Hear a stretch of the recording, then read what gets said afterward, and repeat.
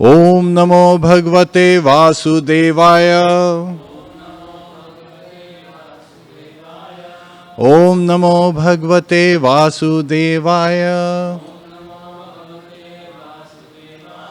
Om Namo Bhagavate Vasudevaya. Narayanam Namaskritya Naram Chaiva Narottamam Devim Saraswatim Vyasam Tato Jayam Mudiriyet Shavatam Swakatha Krishna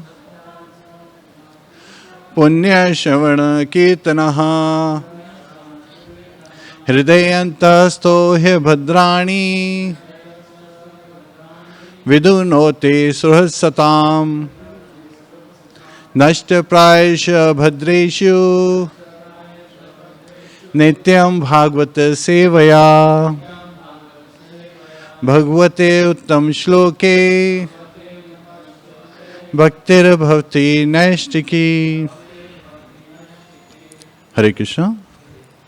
So today we'll be covering Śrīmad-Bhāgavatam, 7th canto, chapter 4. On Sundays we cover the whole chapter, more in a summary format and bringing some references from Srila Prabhupada's teachings and his writings, of course. So the chapter is Hiraṇyakaśipu Terrorizes the Universe. 7.3 is where Hiraṇyakaśipu left home to perform austerities to get the boon from Lord Brahma. And he was actually seeking immortality, never to die again. And he asked something that was very close, because he said, I should not be killed by any being created by you or any being beyond you.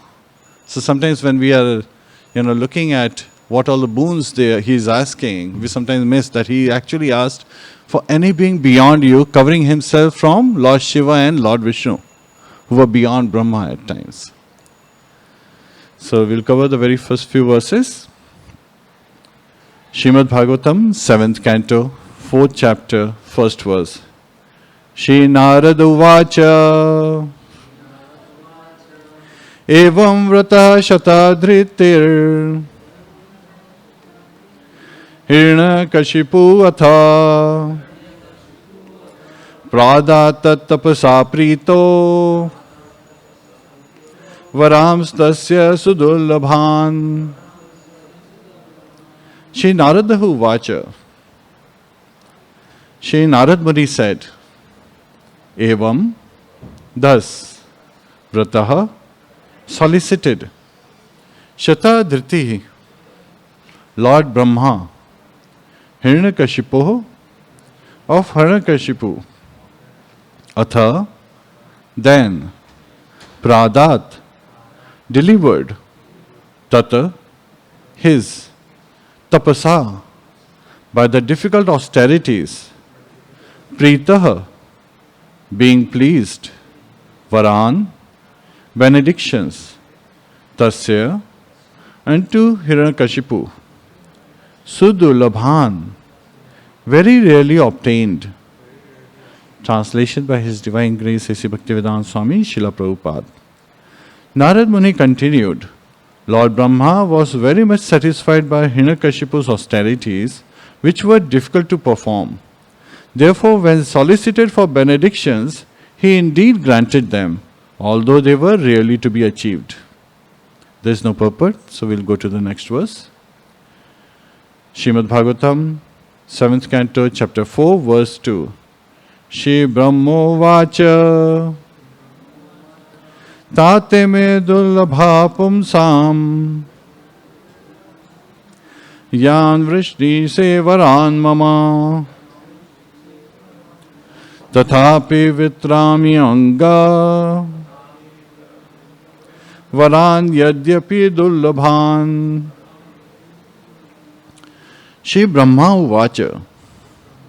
Lord Brahma said, Tat, O dear son, Ime, all these, Dulabha, very rarely obtained, Pumsam, by men, Yan, those which, Pranishe, you ask, Varan, benedictions, Mama, from me, Tathapi, still, with Rami, I shall deliver, Anga, O Hiraṇyakaśipu, Varan, the benedictions, Yadyapi, although, Durlabhan, not generally available.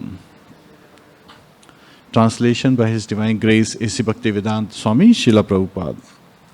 Lord Brahma said, O Hiraṇyakashipu, these benedictions for which you have asked are difficult to obtain for most men. Nonetheless, O my son, I shall grant you them, although they are generally not available. Purport. Material benedictions are not always exactly worthy of being called benedictions. If one possesses more and more, a benediction itself may become a curse. For just as achieving material opulence in this material world requires great strength and endeavor, maintaining it also requires great endeavor. Lord Brahma informed Hiraṇyakashipu that although he was ready to offer him whatever he had asked, the result of the benedictions would be very difficult for Hiraṇyakashipu to maintain. Nonetheless, since Brahma had promised, he wanted to grant all the benedictions asked. The word Durlabhan indicates that one should not take benedictions one cannot enjoy peacefully. Hare Krishna. Om Ajnana Timirandasya Jnananjana Shalakya Chakshurunmilitam Yena Tasmai Shri Guruve Namaha Mukham Karoti Vachalam Pangum Langhayate Girim Yat Kripatadaham Vande Shri Gurum Dinataranam. Hare Krishna, Krishna Krishna, Hare Hare, Hare Rama, Rama Rama, Hare Hare. Hare Krishna. So there are many senior devotees and Maharaji is here, so I am asking for the blessings and to forgive me for my faults. Hare Krishna. So everything that goes good, of course, it's to the credit of, our gurus and their gurus and so forth in the parampara, and all the faults is just a place where we learn. It's something that we need to improve on. So of course, I'm full of faults, and some of them may appear. Hare Krishna. So please forgive me. So in the purport, Srila Prabhupada expressed that material benedictions, when asked, can itself become a curse. Right? So that's a very strong, statement. And it reminds me of an incident where there was a devotee from Africa when Srila Prabhupada was, in Vrindavan. He had actually, this devotee, he was chanting 64 rounds every day. Right? And all the devotees were really impressed that this devotee is chanting 64 rounds every day, so sincerely and so forth. So they went to Srila Prabhupada during the morning walk. They expressed that Srila Prabhupada, this devotee is chanting 64 rounds. And we even heard that he wants to move to live under a tree. Like sometimes there is a hole in the tree, so that's the residence he's looking for. And the moment Srila Prabhupada heard that he wants, he said, this is all nonsense. The moment you say you want, instead of you want for to get the name, fame, glories, it becomes nonsense. So again, I'm paraphrasing some of the aspect.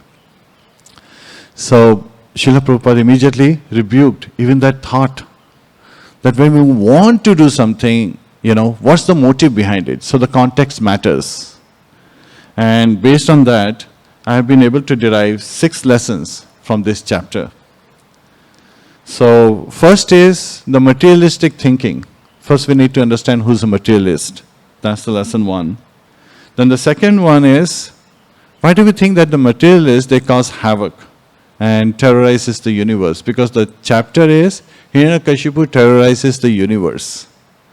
And we will see from outside it may not be so, but in essence it is so. And so, with that, we'll come to the third lesson, which is interest of a materialist. So what are their interests? And the fourth would be the difference between a devotee and a materialist. So that's the fourth lesson. And later, means in fifth lesson, we will see how Hiraṇyakaśipu, even if somebody thinks that he was taking revenge for what had happened during his absence, how it is unjust. And the sixth one is coming from Srila Prabhupada's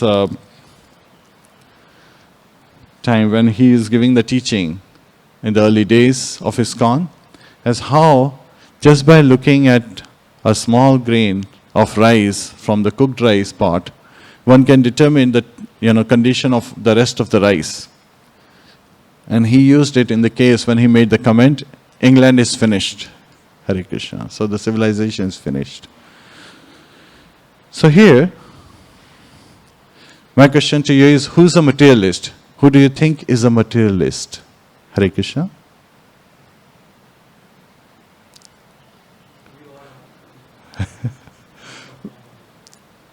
We all are in some form or other. Any others?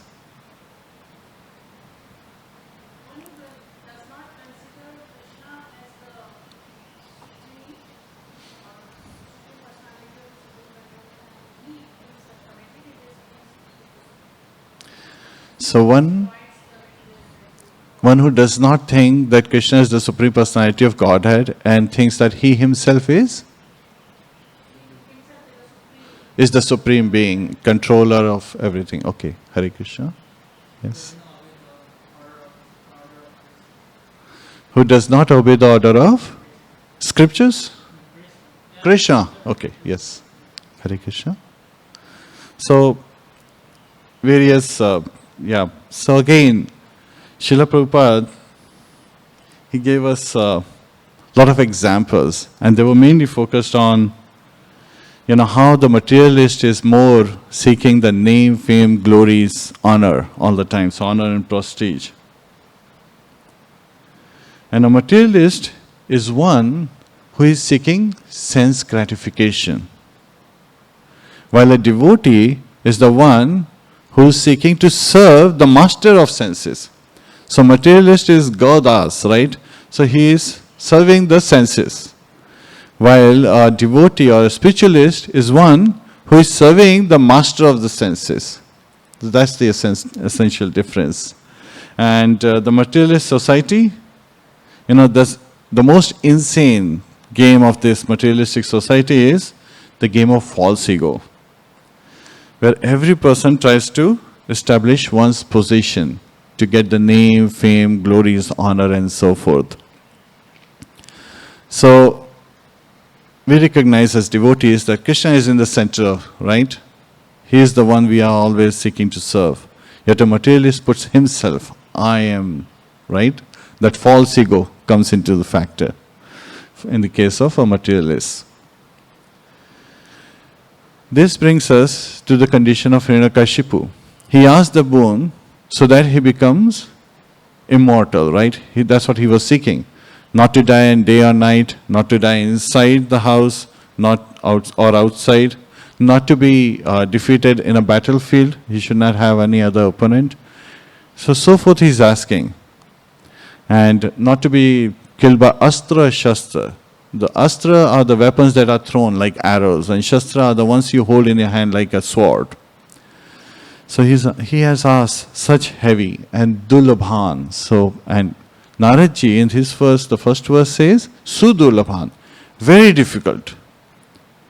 And Lord Brahma says, Dulabhan, for most men it cannot be achieved. But then he is granting this boon to Hiraṇyakaśipu. So, in this manner, when Hiraṇyakaśipu receives the boon, what happens to him? When a materialist gets huge amount of wealth, what happens to them? They become proud. Yes, pride is the first thing. They become egoist. Of course, it's, getting them that feel that they can do whatever they want, right? They try to, they become controllers. So that's what Hiraṇyakaśipu did. He won all the three worlds, upper, middle and lower planets. So whole universe. And except for Lord Brahma, Shiva and Vishnu, all of the demigods came under his protection. So under his control, not his protection. And what was he asking? He was asking that all the offerings should be given to him. All the offerings of sacrifices should be offered to him instead of Lord Vishnu. Right?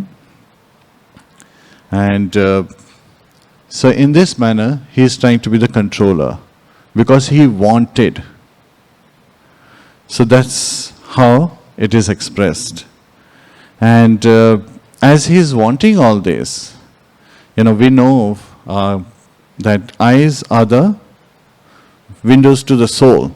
So when you look from that perspective, it is described in the very next few verses as how Hiraṇyakashipu's eyes were always rolling because of the heavy intoxication of wine. So he was constantly, drinking. He was engaged in all abominable activities. He has won over all the planets within this universe. He had won over, Gandharvaloka. He had won over, Indra's city. He had actually driven out Indra from the palace. And Indra, he had left with his family. So also there is a difference as how a devotee behaves versus a materialist behaves. So Hiraṇyakashipu is representing materialist.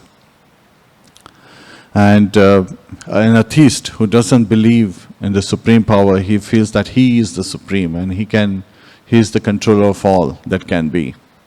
And that's because of false ego, right?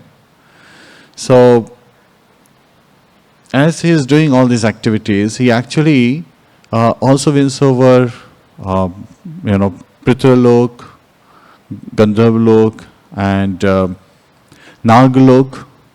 So there are planets of Garuda, like big birds like Garuda and so much. Even Yamraja's planet and all the lower planets are also won over. And one of the things he did, which is of course described later as well, that he had taken away the powers from all. They had restricted them not to use their powers. Right? So even those Siddhalokas residents, they had all the 8 siddhis, but they were chastised not to use that power. And he had actually taken away because of his immense bodily strength, and that he had also received the siddhis from Brahma. He had taken away those powers from the other residents. From Nagaloka, he had taken away the gems for his own pleasure. And he had even taken away their wives. So Hiranya means gold, Kashipu means, soft bed. We actually looked at it, soft cloth, which translates in this context to soft bed. So one who is engaged in sex, heavy sex. So he had taken away so many other, beings. And he was residing in the palace of Lord Indra.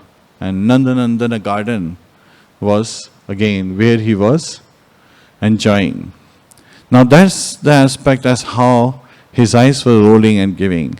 While later we will see when Prahlad Maharaj, his eyes were, very much pleasing to the look. And he was giving from his eyes itself, he would give respect to others. So from the very expression, you could see. So materialists, they cause havoc and terrorizes the universe. So that's the second lesson where we are coming to. So let's look at it, what Hiraṇyakashipu did. So when Hiraṇyakashipu was there, trying to act as a controller, he started performing the activities of Indra, Vayu and Agni alone. He alone could perform all those things. So that's heavy endeavor, right? Indra is responsible for water, to pour rains where it's needed and so forth. Vayu is important because he dries up the water that's being poured, right? And then Agni is further burns everything so that it gets circulated into the 5 elements. So Hiraṇyakashipu alone was carrying out the activities. He had driven out Indra from his palace. Indra was with Sachimata, and he had actually was living incognito, and all the demigods were suffering. And it so happened that Hiraṇyakashipu, he had actually killed many of the demigods as well, who had opposed in his absence. So we'll look at it in the sixth lesson. So such is the case that he is performing all the activities, and the result of his activities was the earth was producing grains immensely, kama dugdha form, right? Just like the cows, kama dugdha cows, who pour oceans of milk. Similarly, the earth was producing grains, right? So there was no shortage of grains. There was no akal, what we call is like famine. The rivers were producing immense amount of jewels for his pleasure. So there was no lack of jewels. And the rivers were producing everything. The trees were producing flowers and fruits throughout the year. So everything was green, right? When we see our year, we have all those 4 seasons. And during the fall season, what happens? There are no leaves on the trees, right? But in this case, the trees were always green. So from outwardly manner, it feels like everything is, going on very well. Everyone is getting what they want.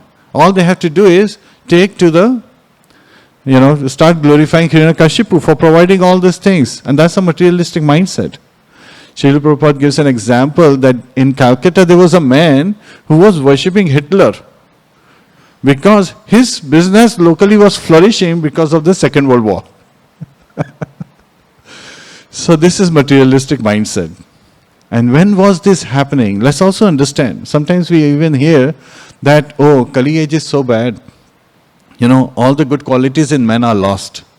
While in the other ages, things were going on so opulently and so nicely, and people had so much capabilities. So this was happening in Satyuga, Krite tadat dhyayate Vishnu, right? So in that age where people could meditate on Lord Vishnu and can attain the same result, while in this age, we get through Sankirtan. Tretayam yajato makein, Treta Yug, Yagya. So again, some qualities are lost. So again, one leg of the religion is gone. And so at that time, by performing sacrifices and making oblations in the fire, one could achieve liberation. Dvapare parichayayam. In Dwapara Yuga, Lord Krishna himself appeared, so one can, serve his lotus feet, and temple worship was introduced at that time. Shri Shri Gauratai ki jai.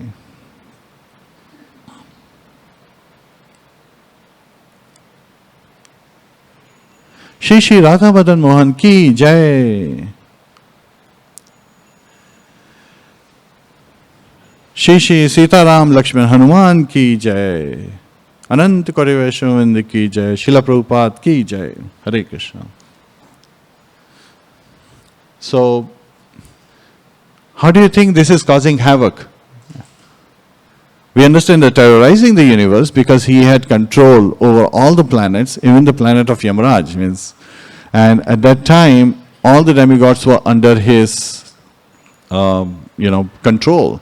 And Narad Muni says to Yudhishthira Maharaj that even he, along with Vishwasu and Tamburu, were engaged in Hiraṇyakashipu's service. And in the purpose, Srila Prabhupada says that even though, great devotees were engaged in service of Hiraṇyakashipu, who was a demon, a Daitya. Daitya is son of Aditi, and Adityas are sons of Aditi. So in this particular case, even though he was a powerful person, just because Narad Muni was engaged, sometimes, we have very big politician come in and he starts to control the devotees. And devotees have to obey what they say. Doesn't mean that these materialists have become very powerful and now lords of the devotees. The devotees are still engaged in their service while under the subjugation of such rule. So in this particular case, it does happen in life that we see that, of course. But how does it feel like terrorizing the universe is there, but causing havoc? Why do you think it's causing havoc? Everyone's getting what they wanted. Things are happening in an unnatural way.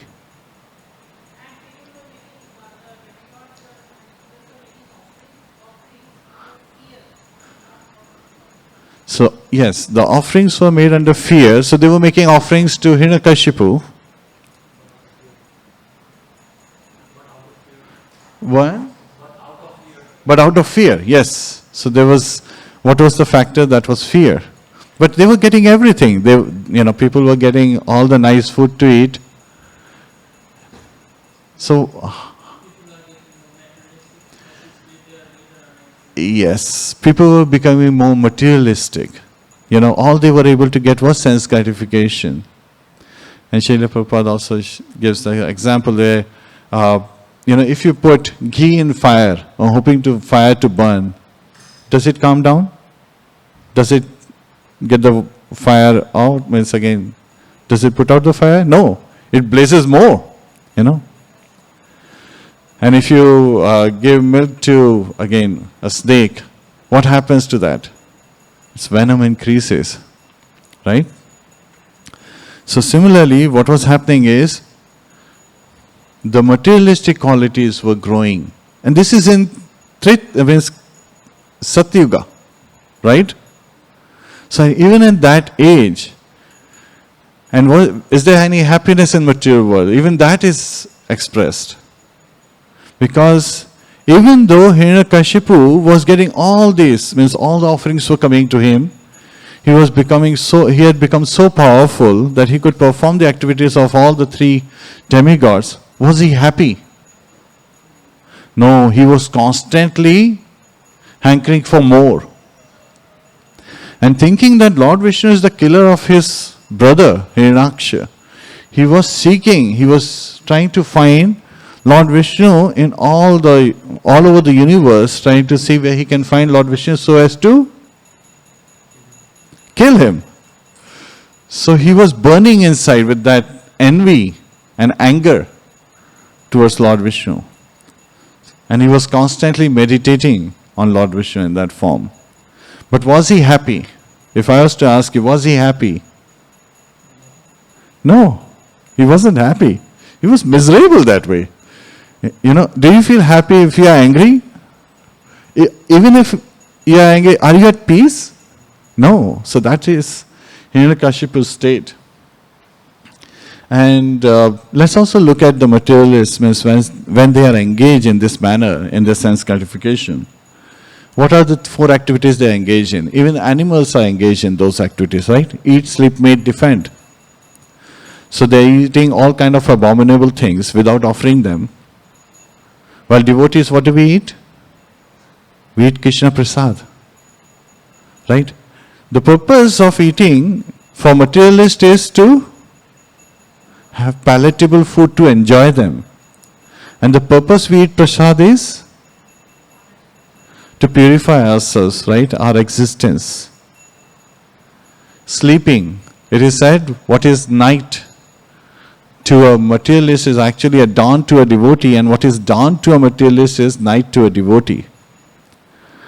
They are sleeping even with their eyes open, right? While we are awake when our eyes are closed. So that's the difference. Mate. Again, this is entertainment when it comes to mating. And Hiraṇyakashipu, he was, living in Indra's palace. There were beautiful ladies with beautiful faces and teeth walking all around. Everything was very attractive. Apsaras were constantly dancing. Gandharvas were singing his glories. And that was the sense of entertainment. But was he having real entertainment? No, because every time he was thinking how to find Vishnu and kill him. And he was always trying to say, oh, is he serving me enough? Or is this person serving me enough? He was constantly in those thoughts, lost in those thoughts. Once it so happened that when in London, the devotees were living in a very austere condition. So, when media, they observe like how devotees are living outwardly, they feel that this is too much of an austerity, right? This is where we are hearing that Hiraṇyakashipu performed extreme austerities to receive this boon. So even in material world, when people say, oh, they are performing so much austerity, and how could they be, surviving in this case? So it so happened that one of the reporter, he approached Srila Prabhupada, And he said, what do you do for recreation? Right? So Srila Prabhupada's response was, chanting, dancing and eating, all are part of our recreation. And that's what we do, CDE, right? We constantly chant, we dance and we eat. And then we again chant, dance and eat. It's going on 24 hours a day in the life of a devotee. So it's all recreation. The whole movement is on recreation. But from outside it appears like the devotees are performing austerity because they are seeing from the materialistic eyes. They do not have the higher taste yet. Param drishtva nivartate. They do not know that. And then comes the aspect of defend, So for defense, materialists build big courts, forts. They build so much, security around the houses so that no one can enter in and so forth. And they are even creating conditions around their work. One of the things is, there is a concept of jiski lati uski bhais. Whoever has the stick is the master of the buffalo, in this case, translated. So the context is that whoever has the power, can control others. And that's the way... Gets to rule, yeah. So that's the materialistic thinking. While in the case of devotees, we always take shelter of Lord Krishna. So we seek protection at his lotus feet. So that's a devotee's mentality. So there's a big difference. All are doing, devotees versus materialists, we are doing the similar kind of activities, but the context varies. Srila Prabhupada, he stated that for a materialist, the senses are like holes. And they're trying to fill these holes, but they become more and more empty and hungrier.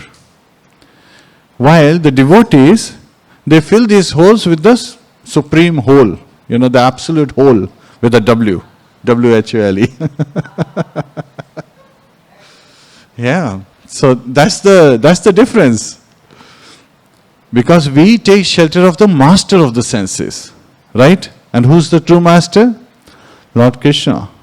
He's also known as Hrishikesha. Arjuna addressed him as Hrishikesha many times. Hrishikesha means master of the senses. So coming to this, we actually are going to look at the interest of the materialists. So Devashi Narad is describing how Hiraṇyakaśipu is terrorizing the whole universe. He's causing havoc. And when materialists, they try to go in this direction, they have some specific interest to attain their name, fame and glories, to kind of like satisfy their senses. One of the main areas they focus, when they are young especially, is romance, right? The interaction between boy and girl. And if you look at how Krishna challenges them, when he comes to this material world, he has millions of gopis, right? And in the case of materialist, when Krishna challenges them by saying that I have these millions of gopis who are in Vrindavan, and even when I leave them, for many, many years, means they're constantly thinking of me. You have 1, 2 girls, even the girlfriends, even they are changing. And the moment you leave them, are they even thinking of you? The very next moment. No. They're thinking who to have next, right? So he's challenging them. And all of them are still hankering for him. Still hankering for him. So materialists are constantly challenged by the Lord. When the materialists grow up, they become, let me have a family. They have one wife, right? And are their wives always happy? Raise your hand if there are ladies over here. Means, are you constantly always happy by the activities of your husband? No. Krishna has 16,108 wives. And they're all happy. And he is with them all the time, right? He expands himself into 16,108. And they are constantly, serving him. In today's wife, even the materialistic wife, is she constantly serving? So actually there was a quote I was reading and it was very interesting. It is said, and this is of course a materialistic person writing, but it kind of like makes you realize how this materialistic world is, that there is no happiness. It says that the God said, there is an ideal wife in every corner of the world. And then he made the earth round and laughed and laughed and laughed. So again, to have an ideal wife, we have to be first an ideal husband. Right? So Krishna is challenging. Of course, another interest is politics. Politics is where, you want to see, who's the controller here? And how well are they controlling and how well am I controlling? And Krishna, what does he bring to us? Mahabharat. Which has the politics at its supreme level. You cannot match that politics. You cannot match the kind of things that are going on, all the scheming and everything that's going on. So those are the interests of a materialist. And in the materialist society, there is another aspect of cinemas, partying, sports and so forth for entertainment. Well, Krishna, he is engaged in so many activities, right? There is Ras Leela dance going on. Of course, that's a very highly elevated topic. But he is challenging that the level of entertainment and the partying that goes on in his world, in his spiritual realm, can never be met by the materialist and the material world. So that is being challenged. So now we are looking at some of the differences between a devotee and a materialist. As Devashi Narad continues to express how Hiraṇyakaśipu, he was not satisfied. And all these demigods who had been driven away or being oppressed by Hiraṇyakaśipu, they were praying to Lord Vishnu. They were praying, "Oh, please save us. We are your devotees, please save us." So at that time, a voice is heard, even though Lord was not visible to the eyes. And the voice said, in his voice form, he said that, "Do not worry. When Hiraṇyakaśipu will torment his son Prahlad, at that time he will be finished. He will be killed." Now that's a big solace that, okay, that this tormenting will come to an end, right? Sometimes we see big storm coming to this area, 6-7 days. But it's interesting that when we are looking at the weather report and it says, okay, this is going on for 6 days, but on the 7th day it will be nice, sunny and pleasant weather. And that gives some peace, right? So similarly, demigods hearing that he will torment his son who is a great Bhagavat, Mahabhagavat. They will be relieved of Hiraṇyakaśipu, he will be killed. And hearing this, when Devashi Narad is explaining to Yudhishthira Maharaj is surprised that how could a father be tormenting his own son? And so Devashi Narad now switches the topic. See again, we can talk about materialist all day, but the moment we get the chance to talk about a Mahabhagavat or a Lord's pastime, that's of our interest. That gets our interest, right? So Devashi Narad switches the topic from Hiraṇyakaśipu to Prahlad Maharaj. And he's describing the qualities of Prahlad Maharaj. He is identifying as how Prahlad Maharaj was a perfect Brahman.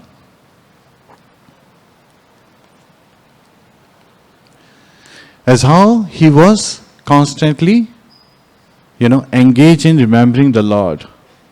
So Prahlad Maharaj, he attained perfection by remembering the Lord. And he was very peaceful.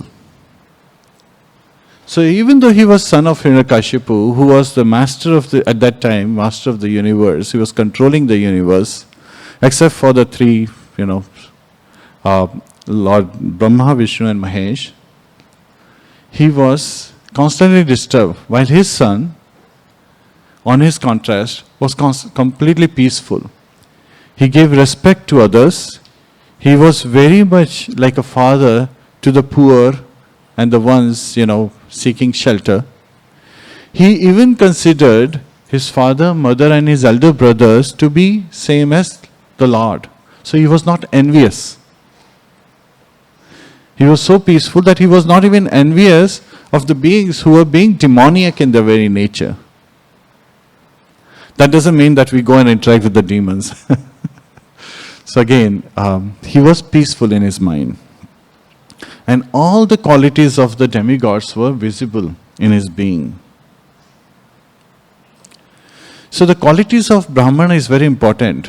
And it is also very important that one who is a Brahman, but not a Vaishnava, is even considered lower, later Prahlad Maharaj reveals, than a dog eater, a Chandal, who has given everything to the service of the Lord, who's constantly serving. Because the dog eater, the Chandal, can purify his own family, and a Brahman who is not devoted to the lotus feet of Lord Krishna cannot even purify himself. So that's the distinction. So the natural qualities of a Brahman: Shamodamas tapah shachyam shantim ajavam evacha jnanam vijnanam astikyam brahman karma swabhavijam. So again the qualities: Shamo, he is peaceful. Damas is self-control. Tapa is austerity. Shacham is purification. Shantir, tolerance. Sometimes we hear the word Shanti, which means peacefulness. But Kshantir with a half K is tolerance. Arjavam is honesty. And then you have Jnanam, Vijnanam and Astikyam. Jnana is knowledge, Vijnana is wisdom, realization. That comes from the knowledge. And Astikyam is worship. So these are the 9 qualities a Brahman has. Yet at the same time, these qualities were automatically manifesting in Prahlad Maharaj because he was a Mahabhagavat. He was constantly remembering the lotus feet of Lord Vishnu. And also from the Shastras and from the teachings of Lord Dattatreya, we hear that just like a bumblebee takes a small black worm and puts it in a hole of a tree, the worm is constantly hearing the humming sound of that bumblebee and is in fear. Is constantly meditating on that form of the bumblebee and finally gets the same form as the bumblebee. So that's the important aspect. So in this particular case, when a devotee is constantly thinking of Lord Krishna, what kind of qualities will he get? Qualities like Lord Krishna, because he is constantly meditating. So his destination is very much the destination. So again, the goal of life is easy to achieve in this case. And sometimes when we are looking at the goal of life, there are different processes. Yoga means to bring that connection to the Supreme. And there are different processes that have been used, right? In this material world we see there is Ashtanga Yoga, there is Jnana Yoga, and then there is Bhakti Yoga. So Ashtanga Yoga is Hatha Yoga. What does it try to control? What are you trying to? You're trying to actually control your senses. And then of course mind comes much later. And yes, mind is, like the master of the senses, the sixth sense it's called. Then Jnana Yoga, what is it that you're trying to purify? Your intelligence, right? You're getting all this knowledge and put it into practice to build some realization. In Bhakti Yoga, you're trying to purify your false ego, right? Jivera Sarupoy Krishna Nityadas. So you're purifying your false ego to understand what your constitutional position is, what your dharma is. Dharma is the natural position of a being. Like the dharma of water is? It is liquid, it's wet. Dharma of fire is? It is hot, it burns as well as it gives light. So similarly, the quality, the dharma of living entity is? Krishnera Nityadas, eternal servant of Lord Krishna. And so from the very nature of Prahlad Maharaj, and Devashi Narad is continue to give, and narrate the qualities of Prahlad Maharaj, as how peaceful he was and how elevated he was, constantly thinking of Lord Vishnu in his heart. So that's the distinction between a devotee and a materialist. Materialist seeking sense gratification, devotee is seeking to satisfy the Lord of the senses, Hriṣikesha. Now comes to the fifth lesson actually, that Hiraṇyakaśipu, somebody could say, wait a minute, when Hiraṇyakaśipu had left his kingdom, at that time Indra and other demigods, they had come and caused so much havoc and they had killed so many of the asuras, and many asuras had run away. So in this particular case, as that was happening, when Hiraṇyakaśipu came home, he immediately started taking revenge. So same action, again, he started killing the demigods. He started oppressing them. So it's the same action as the demigods were oppressing the asuras. But again, we have to actually go further beyond. Before he left to perform the austerities, he had sent his sons, grandsons, and many of the demons to earth, all around the earth, to cause havoc. To stop all the Vedic sacrifices, to stop all the austerities that were being performed, and to just promote materialistic thinking, to get everyone engaged in materialistic activities. So somebody could say that he was causing revenge. Then also look at it. If a gardener takes out a weed, is that a bad thing? No, right? But if somebody starts taking out the flower beds, is that a bad thing? Right? So again, all the demigods were doing was trying to remove the weeds, trying to suppress the demons who were causing havoc. But in this particular case, Hiraṇyakaśipu is doing is, he's destroying the Vedic culture, and that is causing havoc, that is causing imbalance. A knife has the purpose of cutting, right? So in the knife of a surgeon, when you see, and he's going to use that knife on you, are you afraid? Yes, you are afraid, but then you know what the purpose is. The same knife, if you see in the hand of a thief, the context changed. The activity is same of a knife, but in whose hands, with what intention it is, it changes the whole context. So that is important to know. And that is what is going in this particular case. Now once, Srila Prabhupada, he asked Mukund Maharaj to deposit a check in his passbook. So he gave his bank passbook and the check to Mukund Maharaj. Mukund Maharaj went to the bank and he deposited, he gave the check and the passbook to the clerk. The clerk, he making the deposit, he made the entry in the passbook and stamped it and gave it back to Mukund Maharaj. Mukund Maharaj took the passbook and brought it to Srila Prabhupada. And Srila Prabhupada looked at the passbook, he saw the entry and he said, where's the receipt? And Mukund Maharaj said, he didn't give me any receipt. And he recalled the whole incident. And he said, no, there was no receipt. And thinking of that, Srila Prabhupada said, England is finished. The whole civilization is finished. Now Mukund Maharaj was surprised. How is this incident related to whole civilization being finished?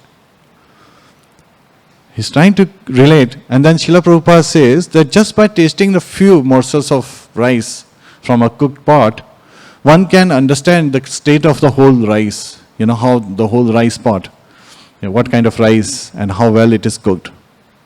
And at that time he was able to relate that just by that negligence, that the clerk did not perform his duty well at his level, not by giving the proper receipt and following the process to execute his duty well, it reflects the state of the whole civilization. So similarly, this lesson we can take as a devotee is, when our nature, means when we do not act in our proper state, to be humble, to be tolerant, to be, compassionate, can reflect on the whole society. So again, I'm trying another reference for us to take lessons from this incident, is where we should be very cautious as how we interact with others. and we should perform our duties with sincerity, because it is a reflection of how one perceives the society. And with that, I would like to end today's class. Any questions or comments? So again, and to be able to do this successfully, it is very important to know, we need to take shelter, right? We need to engage ourselves in this service. And the way to engage in our service is a very simple process Srila Prabhupada gave us.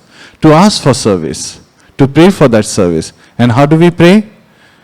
We sing Hare Krishna, Krishna Krishna, Hare Hare, Hare Rama, Rama Rama, Hare Hare.